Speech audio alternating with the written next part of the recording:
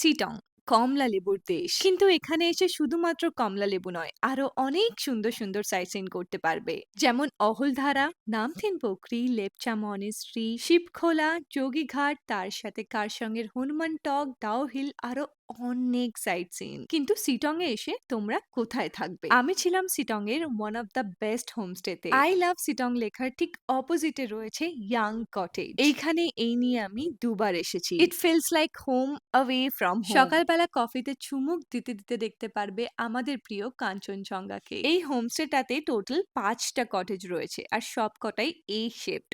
চলো আমাদের রুমের একটা ছোট্ট করে ট্যুর দিয়ে দিই। পুরো কটেজটাই খুব সাজানো গোছানো। রুমে ঢুকলেই তোমরা দেখতে পারবে দুটো ডাবল সাইজ বেড, যেখানে 4 জন আরামসে থাকা যায়। রুমে সমস্ত ধরনের অ্যামিনিটিস আছে, যেমন ইলেকট্রিক কেটেল, বড় একটা আলমিরা, আর ঠান্ডার জন্য সব থেকে ইম্পর্টেন্ট বেড হিটার। কোনো কটেজ বুক করার আগে আমি একটা জিনিস দেখি, সেটা হচ্ছে ওয়াশরুম। সিটং এর সব হোমস্টের মতন এই হোমস্টেতেও তোমরা পেয়ে যাবে 4 বেলা খাওয়া দাওয়া। শুধু ফুডিং লজিং নয়, আমি এই হোমস্টেতে বারবার ছুটে আসি এই হোমস্টের মানুষদের রুমের ট্যারিফ কিন্তু সিজন অ্যান্ড অফ সিজনে ভ্যারি করতে পারে। তাই আমি পিন কমেন্টে কটেজের ডিটেলস অ্যান্ড কন্ট্যাক্ট নাম্বার দুটোই তোমাদের সঙ্গে শেয়ার করে দেবো। ওই যে দূরে উঁকি মেরে রয়েছে কাঞ্চনজঙ্ঘা, আর এটা দেখার জন্য কিন্তু আমাকে বাইরে বেরোতে হয়নি, রুম থেকেই আমি দেখতে পাচ্ছি।